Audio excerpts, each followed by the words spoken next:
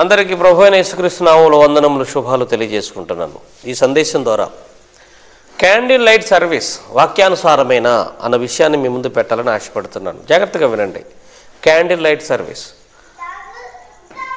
ప్రతి సంవత్సరం కూడా డిసెంబర్ మాసం వచ్చింది అంటే క్రిస్మస్ కూడికలు ఎక్కువగా జరుగుతూ ఉంటాయి. డిసెంబర్ ప్రారంభం నుంచి కొత్త సంవత్సరంలో ప్రవేశించేంత వరకు కూడా వివిధ రకాల క్రిస్మస్ సెలబ్రేషన్స్ అన్నీ, youth Christmas, semi Christmas, children's Christmas, ladies Christmas, suppose Christmas, అన్ని క్రిస్మస్ ప్రోగ్రాంలే. ఇందులో ప్రత్యేక ఆకర్షణ ఏంటంటే ఈ క్యాండిల్ లైట్ సర్వీస్ కూడా ఉంటుంది. చూడండి, క్యాండిల్ లైట్ సర్వీస్ కూడా ఉంటుంది. ఇది వాక్యానుసారమేనా అనేది మనం ఆలోచన చేయాలి. ప్రియమైన దేవుని పిల్లలారా, ఇది వాక్యానుసారమా అనంటే వాక్యములో ఈ రకమైన విధానం రాయబడి ఉండలేదు. అంటే క్యాండిల్ వెలిగించి ఆ క్యాండిల్తో మరొక క్యాండిల్ వెలిగించి ఆ క్యాండిల్తో మరొక క్యాండిల్ వెలిగించి, ఒక సంఘంలో దైవ సేవకుడు తన దగ్గర ఉన్న క్యాండిల్ వెలిగిస్తాడు, తన దగ్గరికి వెలుగొచ్చింది అని చెప్తూ మరొక క్యాండిల్ వెలిగిస్తాడు, ఆ క్యాండిల్తో మరొక క్యాండిల్ వెలిగిస్తాడు. ఇలా అక్కడికి ఉన్న వాళ్ళందరూ క్యాండిల్స్ వెలిగిస్తారు. ఓకే, ఈ రకమైనటువంటి విధానం బైబిల్లో రాయబడి ఉందా అంటే ఇప్పుడు మనం మాట్లాడుకున్నది ఉన్నది ఉన్నట్టుగా బైబిల్లో లేదు. ఇందులో సందేహమే లేదు. మరి ఎవరు ప్రారంభించారు దీన్ని? 11వ శతాబ్దంలోనో 16వ శతాబ్దంలోనో ఎవరో ప్రారంభించారు ఇంగ్లాండ్ దేశంలో. మరి మానవులు కల్పించింది కదా, ఇది మనం అనుసరించవచ్చా అని మనం ఆలోచించినప్పుడు ఈ యొక్క విషయాన్ని మీకు నేను జ్ఞాపకం చేస్తున్నాను. బైబిల్ గ్రంథంలో కొన్ని విషయాలు మనం అర్థం చేసుకునే ప్రయత్నం చేయాలి. మీరు సర్వలోకానికి వెళ్ళి సర్వ సృష్టికి సువార్త ప్రకటించండి అని చెప్పాడు దేవుడు. ప్రకటించమని అన్నాడు. ఎలా ప్రకటించాలి, ఎలా వెళ్ళి ప్రకటించాలో చెప్పాడా? నువ్వు సైకిల్ మీద వెళ్తావా, బైక్ మీద వెళ్తావా, కారులో వెళ్తావా, విమానంకి వెళ్తావా, ఎలా వెళ్తావో అది నీ డిసైడింగ్ మీద ఆధారపడి ఉంది. వెళ్ళటం ముఖ్యం, ప్రకటించడం ముఖ్యం. ప్రకటించబడుతుందా లేదా అనేది ముఖ్యం. ఎలా వెళతామనేది ఇక్కడ దృశ్యం. కాబట్టి ఇదిగో ఈ క్రిస్మస్ ఈ సెలబ్రేషన్స్లో కూడా నిజమైన వెలుగు ఉంది, అది నా జీవితాన్ని వెలిగించింది అని చెబుతూ ఇదిగో క్యాండిల్ని వెలిగించినట్టుగా చూపించి మరొక క్యాండిల్ వెలిగిస్తూ ఈ రూపంలో సువార్త ప్రకటిస్తున్న వారు ఎందరో ఉన్నారు. ఈ రూపంలో సువార్త ప్రకటిస్తున్న వారు ఎందరో ఉన్నారండి. ఇది బైబిల్ గ్రంథంలో ఒకసారి మనం ఆలోచించినప్పుడు క్యాండిల్ సర్వీసు అక్షర రూపకంగా మనం చూస్తున్న ఈ దృశ్య రూపమైనది మనకు కనిపించట్లేదు, కానీ అదృశ్యమైన క్యాండిల్ సర్వీస్ బైబిల్ గ్రంథంలో కనపడుతుంది.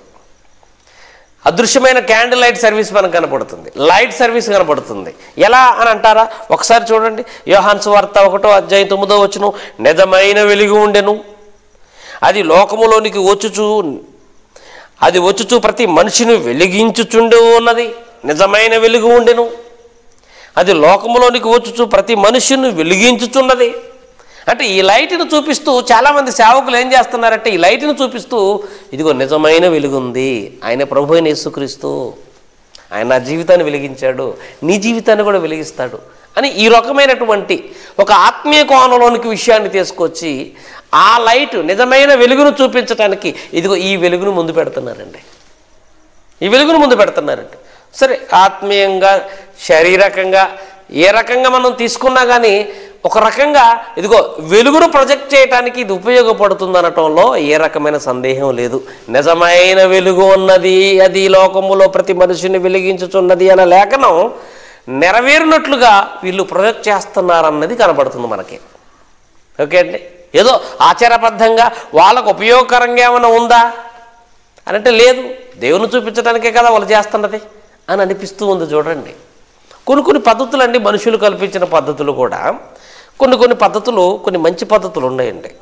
మంచి పద్ధతులు ఉంటాయి, దైవ వ్యతిరేకమైన పద్ధతులు ఉన్నాయి. మానవ కల్పితాలలో సమాజానికి దేవుణ్ణి చూపించే విధంగా కొన్ని ఉన్నాయండి, కొన్ని ఉన్నాయి. మానవ కల్పితమైన ఆయన అన్నట్టుగా మనకు కనపడుతున్నా బైబిల్ గ్రంథంలో అది రాయబడకపోయినా డైరెక్ట్గా, కానీ మనకి నిజమైన వెలుగును పరిచయం చేయడానికి ఈ సందర్భం ఉపయోగపడుతున్నట్టుగా మనకి అర్థమవుతుంది. ప్రియమైన దేవుని పిల్లలారా, ఆలోచించండి. ఇంకొక విషయం మీకు నేను జ్ఞాపకం చేస్తాను. ఏమంటే ఒక విషయాన్ని మీకు జ్ఞాపకం చేస్తాను. చూడండి ఒకసారి, కొరింథీయులకు రాసినటువంటి 2వ పత్రిక 4వ అధ్యాయము, కొరింథీయులకు రాసినటువంటి 2వ పత్రిక 4వ అధ్యాయం మనం చూస్తుంటే 4వ అధ్యాయం 6వ వచనం 5, 6, 2 కలిసి ఉన్నాయి చూడండి. 5, 6 అంధకారములో నుంచి వెలుగును ప్రకాశించునుగా కాని పలికిన దేవుడే తన మహిమను గూర్చిన జ్ఞానము యేసుక్రీస్తునందు వెల్లడి పరుచుటకు మా హృదయములో ప్రకాశించను అన్నది చూడండి. అక్కడ యేసుక్రీస్తుట అందరి హృదయాల్లో ప్రకాశించాడట. పాస్ట్ టెన్స్, ఇది జరిగిపోయింది. అంటే ఈ పత్రిక రాస్తున్న నాటికి ఈ మాట వర్తిస్తుంది చూడండి. ఇప్పుడు మనకు వర్తిస్తుందా అంటే వర్తిస్తుంది. మన హృదయంలో ప్రకాశిస్తాడు అన్నది మనకు వర్తిస్తుంది. ప్రకాశించను, మా హృదయంలో ప్రకాశించాడు యేసుక్రీస్తు అంటున్నాడు పౌలు గారు సంఘంతో కలుపుకొని. మా హృదయంలో ఆయన ప్రకాశించాడు అంటే మేము వెలిగించబడ్డాము, మా బ్రతుకు వెలిగించబడింది అని చెప్తున్నాడు చూడండి. అంటే నిజమైన వెలుగును పరిచయం చేయటానికి ఈ రకమైనటువంటి ప్రొజెక్షన్ రైటేనా అంటే లేఖనాలు లేకపోయినా కానీ ఇదిగో మనం వాస్తవాన్ని చెప్పటానికి ఇది ఒక రకంగా ఉపయోగపడుతుంది అని అనడంలో సందేహం ఏమీ లేదు. ప్రియమైన దేవుని పిల్లలారా, ఆలోచించండి. కాబట్టి నిజమైన వెలుగు ఉన్నది అని పరిచయం చేయడానికి ఈ రకమైన సర్వీస్ అవసరమా అని అంటే ఎవరో మనకంటే ముందు తరాలలో వాళ్ళు ప్రవేశపెట్టారు. కొన్ని అజ్ఞానంతో ప్రవేశపెట్టారు, కొన్ని జ్ఞానంతో ప్రవేశపెట్టారు, కొన్ని తెలిసి ప్రవేశపెట్టారు, కొన్ని తెలియక ప్రవేశపెట్టారు. తెలియక ప్రవేశపెట్టినవి దైవ వ్యతిరేకంగా ఉంటే వాటిని వదిలేద్దాం. ఒకవేళ వాళ్ళు కల్పించిన వాటిలో మంచిగా అనిపించి లేఖనాలకు దగ్గరగా ఉండి దైవవాక్యాన్ని సమాజంలోకి తీసుకెళ్ళటానికి, దేవుణ్ణి గొప్పగా సమాజంలో చూపించడానికి ఆ రకమైన పద్ధతులు ఒకవేళ ఉపయోగపడుతున్నాయి అనుకోండి, స్వీకరిద్దాం.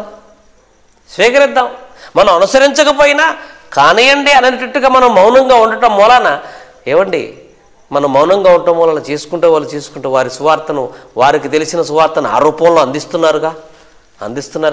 చూడండి, బైబిల్ గ్రంథంలో కొంత మనకి విసులుబాటు, కొన్ని సందర్భాలలో మనం ఎలా ప్రవర్తించాలని చెప్పడానికి కొంత విసులుబాటును కూడా దేవుడు బైబిల్ గ్రంథంలో మనకు అనుగ్రహించాడండి. రోమపత్రిక ఒకసారి 12వ అధ్యాయం మనం చదవగలిగితే, రోమిలకు రాసిన పత్రిక 12వ అధ్యాయంలో చూడండి ఏమంటున్నాడు.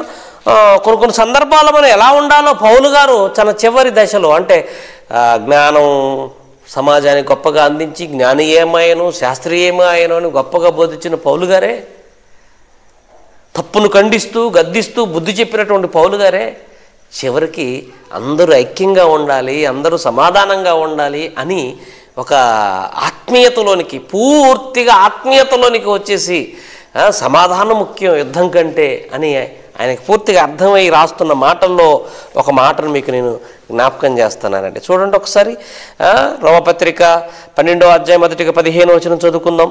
సంతోషించు వారితో సంతోషించండి అని అంటూ ఏడ్చేవాడితో ఏడవండి అంటున్నాడు. ఒకరితో ఒకడు మనసు కలిగి ఉండండి అని అంటున్నాడు చూడండి. సంతోషించేవారు సంతోషించండి, ఏడ్చేవాడితో ఏడవండి, ఒకరితో ఒకరు మనసు కలిగి ఉండండి. ఈ మాటలు ఎందుకు అంటున్నాడు? సమాధానం కొరకు, అందరు ఐక్యంగా ఉండటం కోసం, కలివిడిగా ఉండటం కోసం. చూడండి 17వ వచనంలో ఏమంటున్నాడు చూడండి. కీడుకు ప్రతి కీడు చేయవద్దు, మనుషులందరి దృష్టికి యోగ్యమైన వాటిని గూర్చి ఆలోచన కలిగి ఉండండి. మనుషులకు ఏది యోగ్యమైనదో అది ఆలోచించండి అంటున్నాడు చూడండి. ఏది యోగ్యమైనది? ఒకప్పుడు మనకంటే ముందు తరాల్లో ఉన్నవారు ఎన్నో ప్రవేశపెట్టారు.